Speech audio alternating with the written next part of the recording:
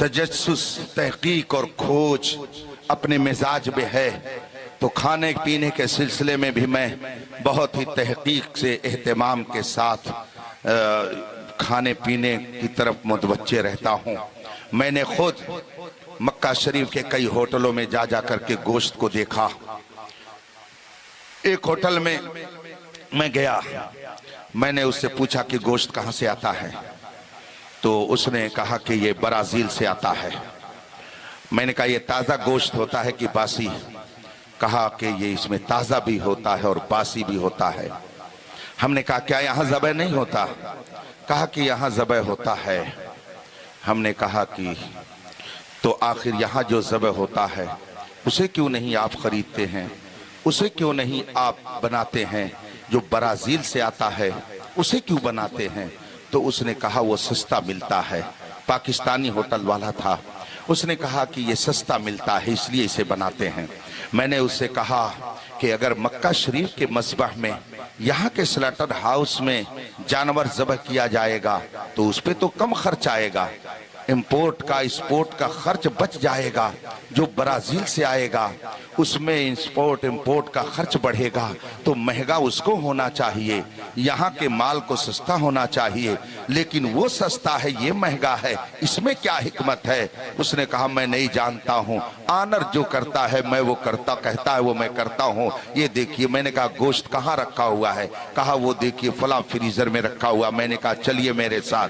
मैं गया उसके साथ, उसने फ्रीजर खोला, दिखाया तो ब्राजील के गोश्त का पैकेट रखा हुआ था, मुर्गियां उससे पैक की हुई थी और उसके ऊपर लिखा हुआ था हलाल। मैंने कहा ये हलाल इस पर लिखा हुआ है तो क्या ब्राजील के मुसलमान इसको ज़बह करते हैं? कहा ये सब मैं नहीं जानता। मैंने कहा चलिए कोई बात नहीं है, यही आप खिलाते हैं? कहा हाँ यही पकता है और लोग यही शौक से खाते हैं। सुन लीजिए कान खोल करके, इस तरह से जो गोश्त आता है उस गोश्त का खाना हराम है, उस गोश्त का खाना नाजायज है, इसलिए कि गोश्त खाने के लिए बड़ी शर्तें हैं। हर किसी के हाथ का ज़बीहा खाया नहीं जा सकता। ब्राजील में किसने ज़बह किया? सुन्नी था कि गैर सुन्नी था? फिर वो मशीन से ज़बह किया गया कि हाथ से ज़बह किया गया? पता नहीं किस तरीके से आया, झटके के साथ आया है कि बगैर झटके के, कुछ पता नहीं। हलाल लिख दिया गया, सिर्फ उस लिखने से वो जायज नहीं हो जाएगा। इसलिए ऐसे गोश्त के खाने से परहेज कीजिए।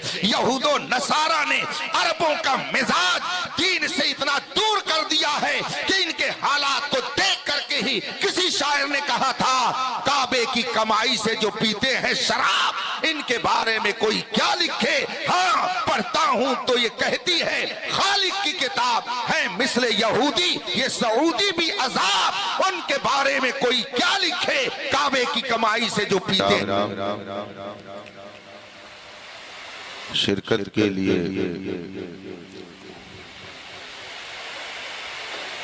अपनी ख्वाहिश का इजहार किया। उनके इसरार पर मैं कुछ देर के लिए आपके दरमियान हाजिर वक्त काफी गुजर चुका है और अब किसी तवील खिताब की जरूरत नहीं है। काज़ी शरीयत ने आपके सामने बहुत सारी कीमती बातें रख दी हैं। रब ताला उस पर अमल की तौफीक अता फरमाए। उन्होंने ये बताया कि अल्लाह तबारक व तआला ने कुछ हजरात को ये तौफीक बख्शी कि वो उम्रा और ज़ियारत हरमैन शरीफैन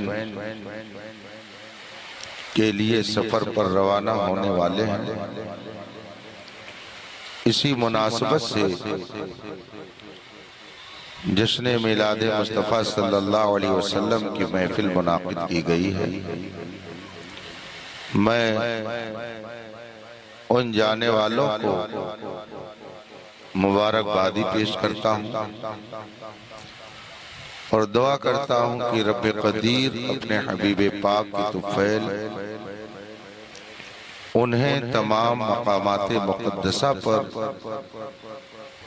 बाअदब ज़ियारत की सआदत अता फरमाए और खैर व आफियत से ले जाए और खैर व आफियत से उन्हें घर वापस फरमाए। थोड़ी देर आप तशरीफ रखें, आपका ज़्यादा वक्त नहीं लिया जाएगा। आइए मुस्तफ़ा जान रहमत सरवरी कायनात फ़ख्रे मौजूदात नबी मुकर्रम शफ़ी मुअज़्ज़म सल्लल्लाहु अलैहि वसल्लम की बारगाह क़ुद्स में दुरूद व सलाम का नजराने अक़ीदत पेश करें और पढ़ें। अल्लाहुम्मा सल्लि अला सय्यिदिना व मौलाना मुहम्मद मअदिनिल जूद वल करम व आलिहिल किराम अजमईन।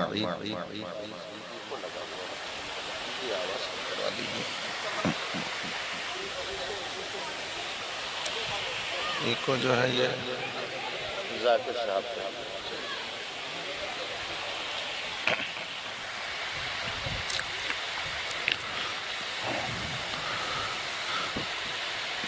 उनकी मेराज कि वो अपने खुदा तक पहुँचे, उनकी मेराज कि वो अपने खुदा तक पहुँचे, मेरी मेराज कि मैं उनके कदम तक पहुँचा। हजरात, इंसान की जिंदगी में खुशी के कई मरहले आते हैं।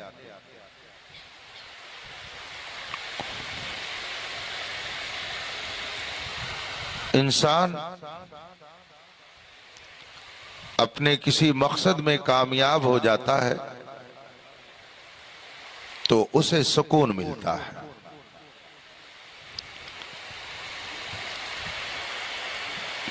खुशी का एहसास होता है। मसलन आदमी की ख्वाहिश थी कि मेरा मकान बन जाए और अल्लाह के फजल से उसका मकान बन गया तो उसे खुशी महसूस होती है। आदमी की चाहत थी कि मेरा बेटा अच्छी नौकरी पा जाए, बच्चा अच्छी नौकरी पा गया तो आदमी को खुशी होती है। बे औलाद था, अल्लाह ने साहिब औलाद बना दिया, आदमी को खुशी होती है।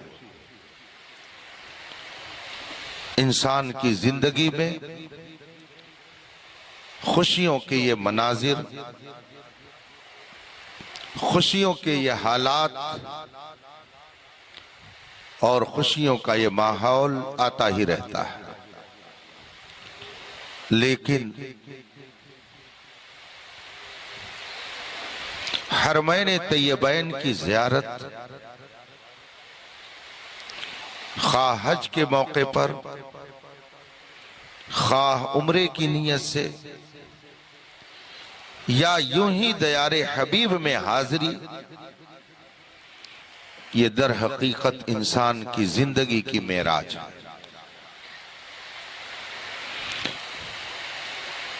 जिंदगी भर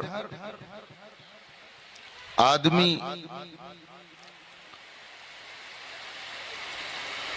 जिस समत अपना चेहरा करके खुदा को याद करता है, हर नमाज में वो कहता है मैं मेरा काबा शरीफ की तरफ, मुंह मेरा काबा शरीफ की तरफ। जाने वाले के बारे में तो मुझे ये नहीं मालूम कि उनकी उम्र कितनी, अंदाजा से लग रहा है ये दोनों साहब सामने बैठे हैं 50 से ऊपर इनकी उम्रें हैं। इन्होंने हजारों मर्तबा मस्जिद में हाजिरी दी होगी और अल्लाह अकबर कहने से पहले नियत करते हुए कहा होगा मुंह मेरा काबा शरीफ की तरफ। काबा शरीफ को देखा नहीं था, लेकिन ईमान का तकाजा ये कह रहा था कि जब रब की इबादत कर तो ये कह ले मुंह मेरा काबा शरीफ की तरफ। जिंदगी भर तरफ तरफ तरफ तरफ कह के नमाज पढ़ता रहा। आप गौर कीजिए कि किस कदर खुशी का मकाम होगा कि जिंदगी भर जिसे देखा नहीं था, सिर्फ ये कहता था मुंह मेरा काबा शरीफ की तरफ, आज काबा उसकी निगाहों के सामने है। जलवे खुदा वो अपने माथे की आंखों से देख रहा है। वो खाने काबा जिससे हजारों नहीं लाखों यादगार वाबस्ता है। वो खाने काबा जिसकी हैबत से बड़े बड़े औलिया का कलेजा फट जाता है। उस खाने काबा को बंदा अपने निगाहों से देख रहा है।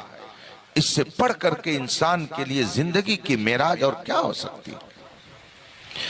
फरमाया गया है कि आदमी की जब नजर पहली बार खाने काबा पर पड़े, बंदा उस वक्त इखलास के साथ जो दुआ करता है, अल्लाह अपने करम से उसकी दुआ को कबूल फरमा लेता है।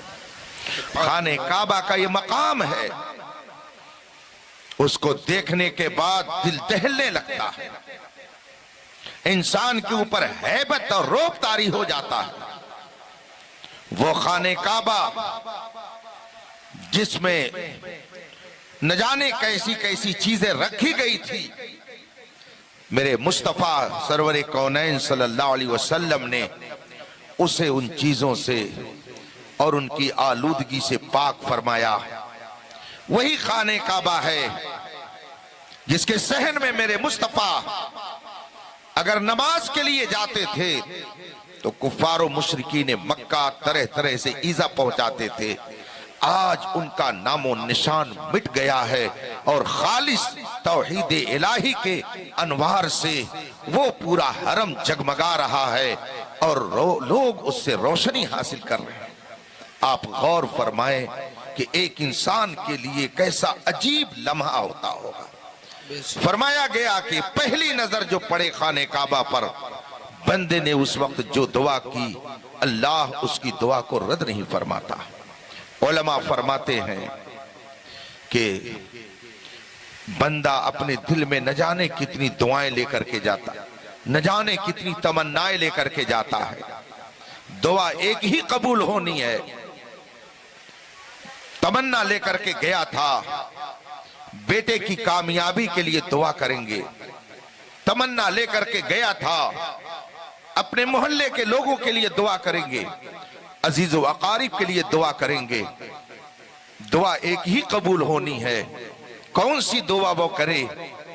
अब इसमें वो परेशान, उलमा ने ऐसे शख्स की परेशानी को दूर करने के लिए फरमाया कि खाने काबा पर जब नजर पड़े तो उस वक्त ये दुआ करे कि मौला मैं जो दुआ करूं तू कबूल फरमा। अगर बंदे ने ये दुआ की तो एक दुआ ये अगर कबूल हो गई तो इसके बाद जितनी दुआएं करेगा इसकी बरकत से उसकी तमाम दुआएं कबूल हो जाएंगी। वो रब जो अपने बंदों से उनकी शहरक से भी ज्यादा करीब है, उसकी रहमत इतनी वसी है, इतनी वसी है कि हजार जुर्म करने के बावजूद वो अपने बंदों पर अपनी रहमत का दरवाजा बंद नहीं करता है। आज माँ बाप के साथ अगर बेटा अच्छा सलूक करना बंद कर दे, वही माँ वही बाप जो पढ़ाई के पीरियड में अपने बेटे की तारीफ करते करते अपनी जबान को घिसा लेता था, बच्चे को पढ़ा रहा था, माँ भी मोहल्ले में फख्र से कहती थी मेरा बेटा बड़ा ज़हीन है, बाप भी कहता था मेरा बेटा बहुत अच्छा है।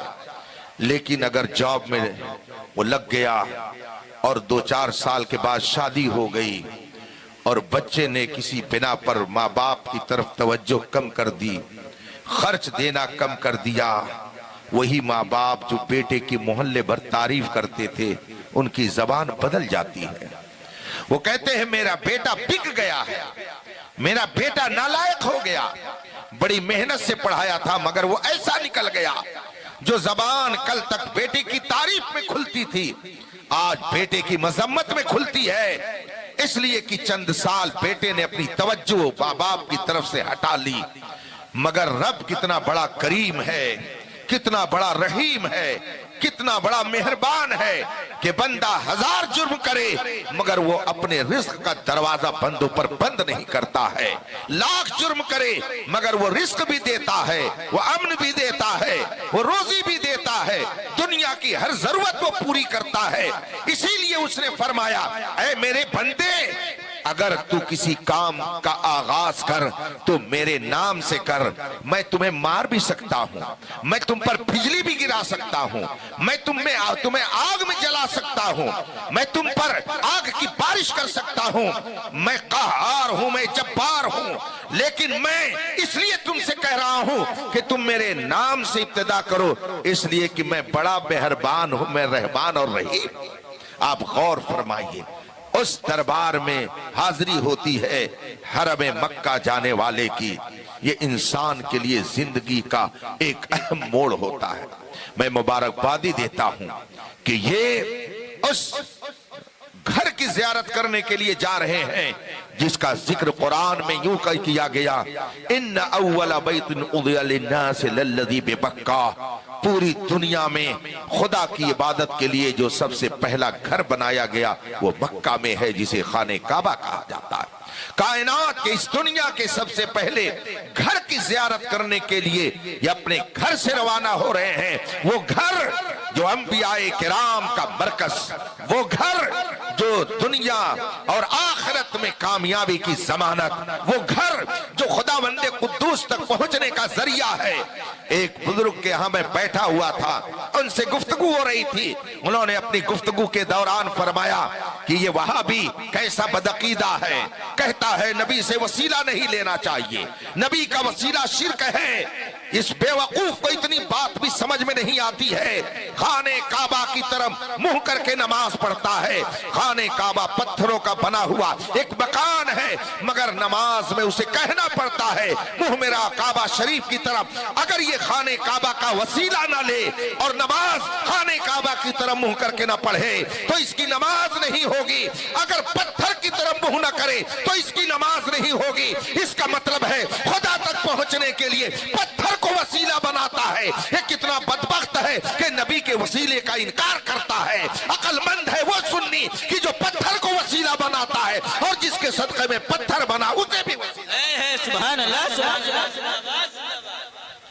हमारी और आपकी सआदत है कि अल्लाह ने हमें और आपको सुन्नी सही अकीदा बनाया है और हमें बुजुर्गों के नक्शे कदम पर चलने के लिए उसने सआदत बख्शी है। ये खाने काबा की जियारत को जाएंगे, ये उम्रा करेंगे।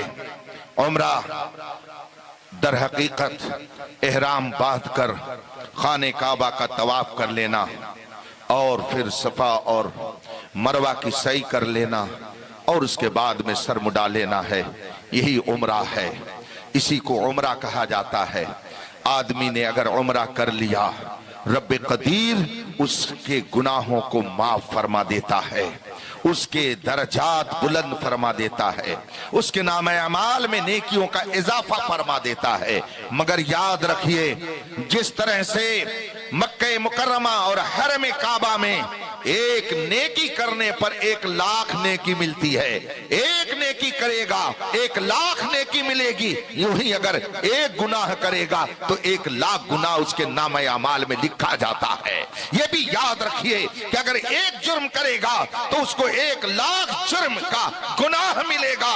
इसीलिए बाज उरफा, बाज उलमा, बाज सूफिया जब पहुंचते थे तो जिस तरीके से बेद दरख्त कांपता है, खौफे इलाही से उनका जिस्म ऐसे ही कांपा करता था। बल्कि बाज लोगों के बारे में आया कि खौफे इलाही ऐसा तारी हुआ कि वो मक्के पहुंचे और फौरन उनके जिस्म से उनकी रूह परवाज़। वो है मक्का मुकर्रमा। आज लोगों ने उसको पिकनिक का एक घर बना लिया है। शर्म की बात है कि जो लोग खाने काबा की ज़ियारत करते हैं और तवाफ करते करते सेल्फी बनाते हैं, गोया वो खुदा के घर के सामने जुर्म करके दुनिया वालों को अपना मुजरिम होना बताते हैं। इसीलिए रसूल पाक ने फरमाया एक जमाना ऐसा आएगा कि हज को लोग सिर्फ तफरीह के लिए करेंगे। हम अपने माथे की आंखों से देखते हैं। खुदा का शुक्र है मैंने तकरीबन 5 मरतबा हाजिरी की सआदत पाई है। मैंने बहुत ऐसे लोगों को देखा खाने काबा का तवाफ कर रहे हैं मगर वो फोन पर घर भी बात कर रहे हैं। इसने इतने से तो काम, इतने पर तो ज्यादा कोई जुर्म ना होता, लेकिन वो यहाँ क्या कर रहे हैं? घर वो दिखा रहे हैं, दोस्त को दिखा रहे हैं, देखो मैं तवाफ कर रहा हूँ, देखो मैं हजर अस्वद को चूम रहा हूँ, देखो अब मैं ये कर रहा हूँ। गोया वो इबादत करने के लिए नहीं गया, फैशन के तौर पर अपनी इन हरकतों को घर वालों को दिखाने के लिए गया। ऐसे उम्रे हो या हज हो, रब्बे कदीर उसके मुंह पर उसको मार देगा। इसलिए जो खुदा की बारगाह में जाए तो खौफे खुदा लेकर के जाए और वही लेकर के आए। अल्लाह तबारक व तआला इन्हें बाअदब उम्रा की सआदत नसीब फरमाए, आमीन सुम्मा आमीन। और उस घर का एहतराम करने की सआदत बख्शे। ये जब जाएंगे और हरम काबा में इनका दाखिला होगा, मस्जिद हराम में ये जब दाखिल होंगे तो इनको चारों तरफ से न जाने कितने गेट नजर आएंगे। किस गेट से दाखिल हुए, किस गेट से निकल गए, इन्हें एक हफ्ते में भी अंदाजा नहीं होगा, 2-4 रोज में अंदाजे की क्या बात। पूरी दुनिया सिमट करके हरम काबा में आपको नजर आएगी। पूरी दुनिया के लोग हाथ फैलाए, कोई आंखों से आंसू बहा करके अपने गुनाहों को धुल रहा होगा। ये सारे मनाजिर ये अपने माथे की आंखों से हरम काबा में देखेंगे। फरमाया गया अगर वहां कोई जुर्म कर रहा है, कोई खता कर रहा है तो दिल में तो कह लीजिए अल्लाह इसकी इस्लाह फरमाए, मगर वहां उस पर कुछ तबसरा न कीजिए, इसलिए कि वहां अपने जुर्मों को देखा जाए, दूसरों के जुर्म को देखने का वो वक्त नहीं है। इसलिए जो वो कर रहा है उसकी सजा वो पाएगा। आप नेकियां समेटें ताकि रब्बे कदीर आपको गुनाहों से पाको साफ फरमा दे। खाने काबा के साथ हजारों यादें वाबस्ता। अगर ये पहले गए होंगे तो इन्हें बताने की जरूरत नहीं है, लेकिन अगर ये पहली मर्तबा जा रहे होंगे तो हमारे काज़ी शरीयत साहब इनको सारे मसाइल बताएंगे कि किस तरीके से इन्हें खाने काबा के सामने हाजिर होना है। ये वहां देख करके अपना रंग न बदलेंगे, वहां के लोगों की हरकतें देखकर वैसी हरकतें न करेंगे, इसलिए कि वहां न जाने कितने बेअदब गुस्ताख भी पड़े रहते हैं। मैंने खुद अपने माथे की आंखों से देखा, खाने काबा सामने है, हम लोग हिंदुस्तान में रहते हैं मगर हिम्मत नहीं होती है कि हम किबला की तरफ पैर करके सो जाएं। कोई सोता है तो उसको बुरा माना जाता है। हमारे दिल में ये एहतराम काबा है, मगर कितने गुस्ताख ऐसे हैं खाने काबा के सामने ऐसे पैर फैलाकर और कुरान करीम को अपने पैर पर रखकर पढ़ते रहते हैं और समझते हैं कि हमने एक कुरान खत्म कर लिया। ऐसे लोग वो हैं जिनके बारे में मेरे मुस्तफा ने फरमाया यक़रऊन अल कुरान वलाकिन ला यतजावज़ु अन हनाजिरिहिम। ऐसे बहुत से लोग होंगे जो कुरान पढ़ेंगे मगर कुरान उनके हलक के नीचे नहीं उतरेगा। इसलिए कि कुरान का पढ़ना, नमाज का पढ़ना, हदीस का पढ़ना, शरीयत पर अमल करना, इन सब का दारो मदार अदब पर है। मन ला अदब ला ईमान ला। जिसके पास अदब नहीं है उसके अंदर ईमान की दौलत नहीं आ सकती है। इसलिए देख करके आप ऐसा मत करेंगे कि यहाँ चलता है, ये कहने से काम नहीं चलता कि यहाँ चलता है। शरीयत सब जगह एक है। ऐसा नहीं है कि अरबों के लिए अलग हुक्म है, अजमों के लिए अलग हुक्म है। जो हुक्म अरबों का है वही हुक्म अजमियों का है। दुनिया के हर मोमिन पर लाजिम है कि वो खाने काबा का एहतराम करे, उसकी तक़द्दुस की हिफाजत करे। इसलिए जो लोग हरम काबा में पहुंच करके, मस्जिद हराम में पहुंच करके इस तरह की बेअदबी करते हैं, समझ लीजिए कि ये सिर्फ हलक से कुरान पढ़ते, जबान से कुरान पढ़ते हैं मगर इनके हलक के नीचे कुरान नहीं उतरता है। बाज लोग इस शुबह में पढ़ जाते हैं, बड़ा अच्छा कुरान पढ़ता है, अरे ये तो हरम का इमाम है। याद रखिए, ईमान की पहचान ये है कि दुनिया के किसी गोशे में रहे मगर जो सच्चा अकीदा है उसी पर कायम रहे।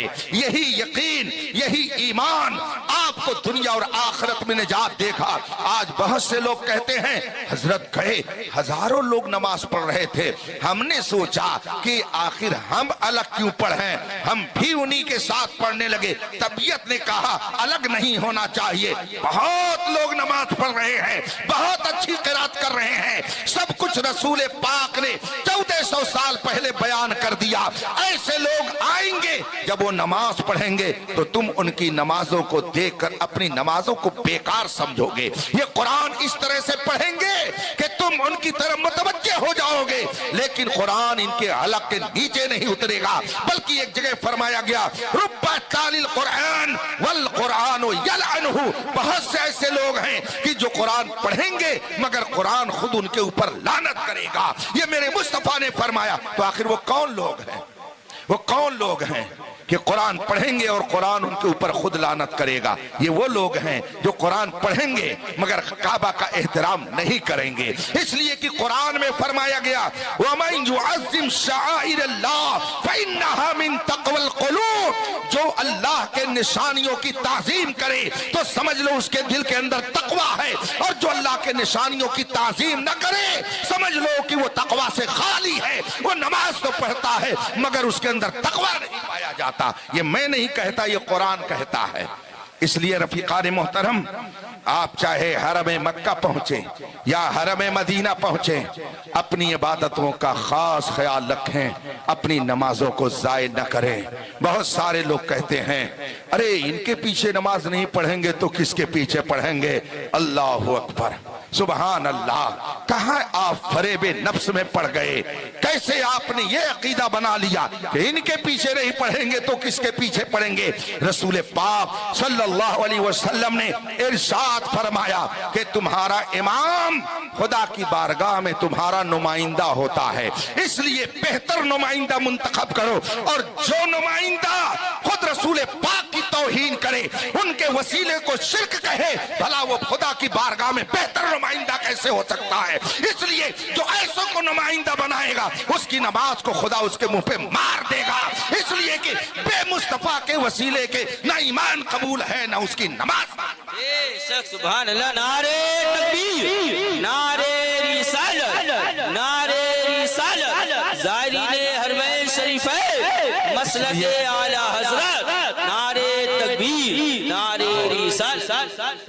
हज के मौके पर जाएं या उम्रा के लिए जाएं या यूं ही ज़ियारत के लिए जाएं, मैंने चूंकि मुतअद्दिद बार ज़ियारत का शरफ हासिल किया, तजस्सुस, तहकीक और खोज अपने मिजाज में है, तो खाने पीने के सिलसिले में भी मैं बहुत ही तहकीक से एहतमाम के साथ खाने पीने की तरफ मुतवज्जे रहता हूँ। मैंने खुद मक्का शरीफ के कई होटलों में जा जा करके गोश्त को देखा।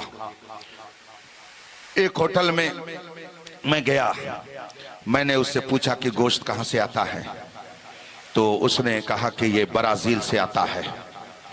मैंने कहा ये ताज़ा गोश्त होता है कि बासी? कहा कि ये इसमें ताज़ा भी होता है और बासी भी होता है। हमने कहा क्या यहाँ ज़बह नहीं होता? कहा कि यहाँ ज़बह होता है।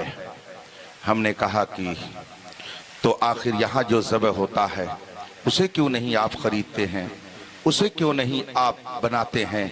जो ब्राजील से आता है उसे क्यों बनाते हैं? तो उसने कहा वो सस्ता मिलता है। पाकिस्तानी होटल वाला था, उसने कहा कि ये सस्ता मिलता है इसलिए इसे बनाते हैं। मैंने उससे कहा कि अगर मक्का शरीफ के मस्बह में यहाँ के स्लॉटर हाउस में जानवर ज़बह किया जाएगा तो उस पर तो कम खर्च आएगा, इम्पोर्ट का एक्सपोर्ट का खर्च बच जाएगा। जो ब्राजील से आएगा उसमें इंपोर्ट इंपोर्ट का खर्च बढ़ेगा तो महंगा उसको होना चाहिए, यहाँ के माल को सस्ता होना चाहिए, लेकिन वो सस्ता है ये महंगा है, इसमें क्या हिकमत है? उसने कहा मैं नहीं जानता हूँ, आनर जो करता है मैं वो करता, कहता है वो मैं करता हूँ। ये देखिए। मैंने कहा गोश्त कहाँ रखा हुआ है? कहा वो देखिए फला फ्रीजर में रखा हुआ। मैंने कहा चलिए मेरे साथ। मैं गया उसके साथ, उसने फ्रीजर खोला, दिखाया तो ब्राजील के गोश्त का पैकेट रखा हुआ था, मुर्गियां उससे पैक की हुई थी और उसके ऊपर लिखा हुआ था हलाल। मैंने कहा ये हलाल इस पर लिखा हुआ है तो क्या ब्राजील के मुसलमान इसको ज़बह करते हैं? कहा ये सब मैं नहीं जानता। मैंने कहा चलिए कोई बात नहीं है, यही आप खिलाते हैं? कहा हाँ यही पकता है और लोग यही शौक से खाते हैं। सुन लीजिए कान खोल करके, इस तरह से जो गोश्त आता है उस गोश्त का खाना हराम है, उस गोश्त का खाना नाजायज है, इसलिए कि गोश्त खाने के लिए बड़ी शर्तें हैं।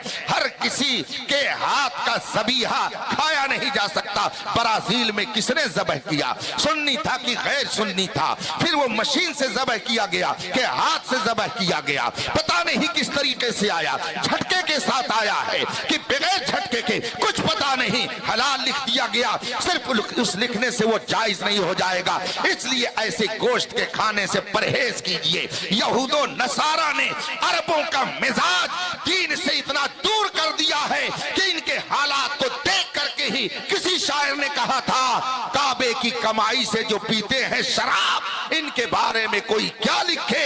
हाँ पढ़ता हूं तो ये कहती है खालिक की किताब है मिसले यहूदी, ये सऊदी भी अजाब, उनके बारे में कोई क्या लिखे? काबे की कमाई से जो पीते हैं शराब। इसलिए आप कभी इनके जुब्बा, इनकी टोपी, इनके साफे से फरेब मत खाना। जिस तरीके से कोई शरबते रूहे अफजा में जहर पिलाए, उसी तरीके से वहाबियत और नजदियत ने मुसलमानों को वहाबियत का जाम पिला करके रसूल पाक से इनका रिश्ता तोड़ डाला है। यही वजह है बेगैरती, बेहयाई जिस कदर यूरोप ममालिक में थी, अरबों ने वो सब अपने यहाँ दाखिल कर ली। तुम्हें काली घटाओं का नहीं पहचानना आया, नशीमन से धुआं उठता है, तुम कहते हो सावन है। हमारे उलमा जो आपको तालीम देते हैं, आप उसी के मुताबिक हज कीजिए, उसी के मुताबिक उम्रा कीजिए। जब आप उम्रा से फारिग हो जाएंगे तो इंशाअल्लाह गुनाहों से पाक साफ हो करके अब चलेंगे रोज़े रसूल की तरफ, जिनके बारे में मेरे आला हजरत फरमाते हैं हाजियो आओ शहंशाह का रोजा देखो, काबा तो देख चुके काबे का काबा देखो। अब ये उस दर की जियारत के लिए जा रहे हैं जिस दर की जियारत के लिए फरिश्ते सुबह शाम हाजिर होते हैं और जो एक बार आ गया फिर उसे दोबारा हाजिरी का मौका नहीं मिलता है। मैं एक सफर मुबारक में हरम नबवी के सहन में बैठा हुआ था, मगरिब की नमाज अपने चंद साथियों के साथ पढ़कर दुआ के लिए बैठ गया। अल्हम्दुलिल्लाह मैंने जितनी बार भी सफर किया, रमजान में भी सफर किया, मैंने तरावी अपने साथियों के साथ मक्के मुकर्रमा और मदीने तैयबा में अलग पढ़ी है। मैंने कोई नमाज उन बदअकीदों के पीछे नहीं पढ़ी। मुतअद्दिद बार मुबारक सफर में हाजिरी हुई, मगर कभी मैंने इन बदअकीदों के पीछे नमाज नहीं पढ़ी, इसलिए कि मैं जानता हूं जो नबी का गुस्ताख है खुदा उसकी नमाज कभी नहीं कबूल करेगा।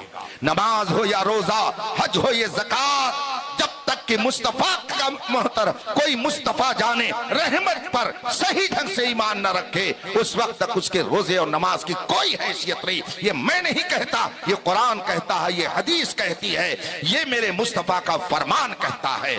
मैं अपनी नमाज अलग पढ़ता था अपने अहबाब के साथ, कभी तन्हा। मैंने कभी उनकी इख्तिदा में दोनों हरमों में कोई नमाज नहीं पढ़ी और रमजान में बाकायदा मैंने तरावी जमात से अपने चंद अहबाब के साथ पढ़ी। बेखौफ खतर मुस्तफा जान रहमत की इनायत से सारे काम अंजाम पाते रहे। एक दिन मगरिब की नमाज अपने साथियों के साथ पढ़कर मैं गुंबदे खजरा के पूर्वी हिस्से में जिधर जन्नतुल बकी है बैठ गया। वहां आप सब लोग जानते हैं कि दक्षिण की तरफ मुंह करके नमाज पढ़ी जाती है। इसलिए कि मदीने मुनव्वरा से खाने काबा दक्षिण की तरफ है, तो वहां दक्षिण की तरफ मुंह करके नमाज पढ़ी जाती है। पश्चिम की तरफ जन्नतुल बकी है, जिधर बाबुल बकी, और पूरब की तरफ और पश्चिम की तरफ बाबुल सलाम है, जहां से अंदर एंट्री होती है, दाखिला होता है। और जब आप बाबुल बकी की तरफ पूरब की सिमत निकल जाएंगे तो आप देखेंगे कि वहां पर बहुत बड़ा सहन है, लोग वहां पर बैठकर जियारत करते हैं गुंबदे खजरा की। मगरिब की नमाज के बाद हम चंद अहबाब के साथ बैठे हुए दुआ दुरूद में मशगूल थे, इतने में एक मुतव्वा आया। मैं उसको मुतव्वा के बजाय कुतव्वा कहता हूँ। वो कमबख्त आया और आने के बाद उसने मेरी तरफ मुखातब होकर के कहा कि ये सब अहमद रजा वाले हैं, ये सब अहमद रजा वाले हैं। यही जुमला उसने इस्तेमाल किया, ये सब अहमद रजा वाले हैं, उसी ने इनको गुमराह किया है। जब उसने लफ्ज़े गुमराह इस्तेमाल किया, चूंकि अदब भी मलहूज रखना लाजिम है, हरम की जमीन और कदम रख के चलना, अरे सर का मौका है वो जाने वाले, उस मोहतरम जमीन पर बुलंद आवाज निकालना भी बेअदबी है। लेकिन जब उसने कहा इन सबको अहमद रजा ने गुमराह किया है, तो मैंने बहुत ही आहिस्ता अंदाज में उससे कहा कि बताइए मौलाना अहमद रजा ने आपका क्या बिगाड़ा है, उन्होंने क्या आपको कह दिया, वो तो यहाँ है भी नहीं, उन्होंने कैसे गुमराह कर दिया, आप उनको क्यों इस तरह की बातें कह रहे हैं। तो वो कहता क्या है कि मैंने देखा तुम लोगों ने मगरिब की नमाज पढ़ी है और किबला की तरफ मुंह करके पढ़ी, लेकिन जब दुआ करने की बारी आई तो तुम सब लोगों ने गुंबदे खजरा की तरफ मुंह कर लिया, और मैं बहुत देर से देख रहा हूं तुम उसी तरफ मुंह करके बैठे हो। और मैंने अहमद रजा का हदायत बख्शिश पढ़ा है,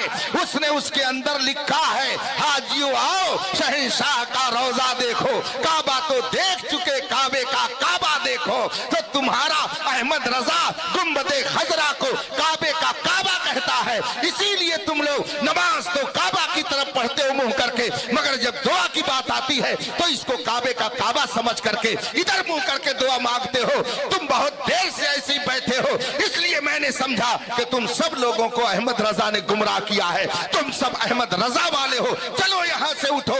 हम उठ तो गए मगर दिल में हम खुश थे। ऐ अहमद रजा, तेरी तुरबत पर हजारों रहमतें नाजिल हो कि अगर नबी की तरफ कोई मुतवज्जे है तो किसी और से नहीं जाना जाता है, जाना जाता है तो तेरी नारे तकबीर, नारे रिसालत, मसलके आला हजरत, फैज़ाने आला हजरत, फैज़ाने आला हजरत, नारे तकबीर, नारे रिसालत। ये दुनिया कहती है डाल दी कल्ब में अजमत मुस्तफा सैयदी आला हजरत पे लाखों सलाम। ये उस सरजमीन पर जाएंगे कि जो सिर्फ काबे ही का काबा नहीं है, बल्कि सातों आसमान सातों जमीन का भी काबा है, वो हजरत आदम का काबा है। मेरे मुस्तफा सारी कायनात के काबा हैं, वो जो न थे तो कुछ न था, और वो जो न हो तो कुछ ना हो, जान है वो जहान की, जान है तो जहान है। उस मुकद्दस सरजमीन पर इनकी हाजिरी हो रही है कि जहां बुजुर्गों के जाने के वाकयात किताबों में यूं दर्ज हैं कि नफस गुम करदा मी आयत जुनैदो बायजीदी जा, ये वो मकाम है कि जुनैद बगदादी भी आते हैं तो अपनी सांसों को रोक करके आते हैं। उस दयारे मुकद्दस में इनकी हाजिरी हो रही है। अल्लाह तबारका व तआला वहां पर इन्हें बाअदब रहने और वहां के जियारत गाहों की बाअदब जियारत की तौफीक अता फरमाए। ये जाएं और आएं और फिर जाएं। शायर कहता है मदीना जाऊं फिर आऊं, मदीना फिर जाऊं, इसी में उम्र ये मेरी तमाम हो जाए। और हजरत हसन बरेलवी अलैहि रहमत व रिजवान मेरे आला हजरत के बिरादर गिरामी बड़े खूबसूरत अंदाज में फरमाते हैं, मर के जीते हैं, मर रहे थे मगर जी गए, मर के जीते हैं जो जाते हैं मदीना ए हसन, और जी के मरते हैं जो आते हैं मदीना छोड़कर। वो सरजमीन है जहां पर न जाने कितने औलिया, न जाने कितने अब्दाल, न जाने कितने गौस, न जाने कितने कुतुब, न जाने कितने नबियों ने हाजिरी दी और कयामत तक हाजिरी देते रहेंगे। ऐसे मुकद्दस और पाकीज़ा ग्रुप में जहां नबियों का जम घटा, वलियों का जम घटा, कुतुबों का जम घटा, गौसों का जम घटा, ऐसे में अगर हम गुनहगारों की हाजिरी हो तो ये जिंदगी की मेराज नहीं तो और क्या हो सकती है। अल्लाह तबारक व तआला इन जाने वालों की इस हाजिरी को कबूल फरमाए, सेहत व आफियत से रखे और इन्हें कदम कदम पर अपनी रहमतों से माला माल फरमाए।